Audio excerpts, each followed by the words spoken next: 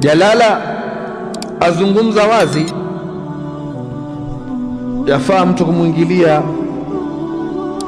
kumwingilia mkewe.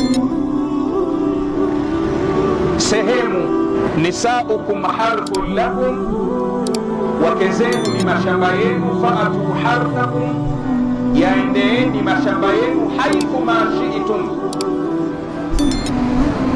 sehemu yoyote mpendayo, masikioni, kichwani. Ndio maana ya haithu ma, puani.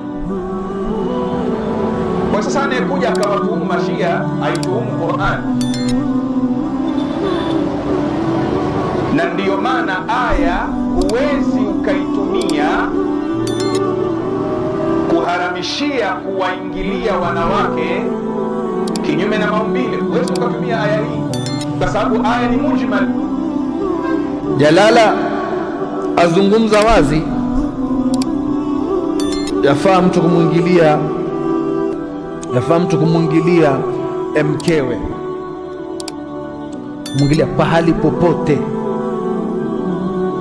kwenye masikio, maneno ya uzuka. Kisha anatoa na dalili. Sasa anakwambia Mwenyezi Mungu asema fa'tu harthakum anna shi'tum, ingilieni mashamba yenu vile mnavyotaka.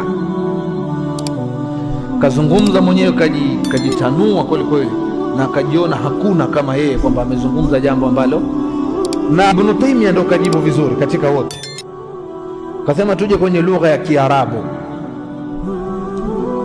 Lugha ya Kiarabu, neno harth ni shamba, pahali pa kutoka mazao.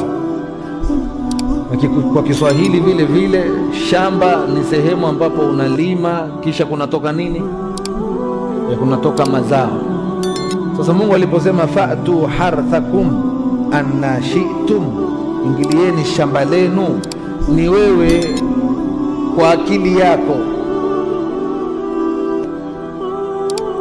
ya kuzaliwa nayo, kati ya zile njia mbili za mwanamke, shamba la nyuma ama la mbele, wapi ndio shamba? Ni mbele. Kivipi? Kwa sababu ukimwingilia baada ya miezi anakuwa na ujauzito, anatoka mtoto, ndio shamba hilo. Sasa aya yenyewe wewe pia ya kurudi bila kwenda kutafuta mambo mengi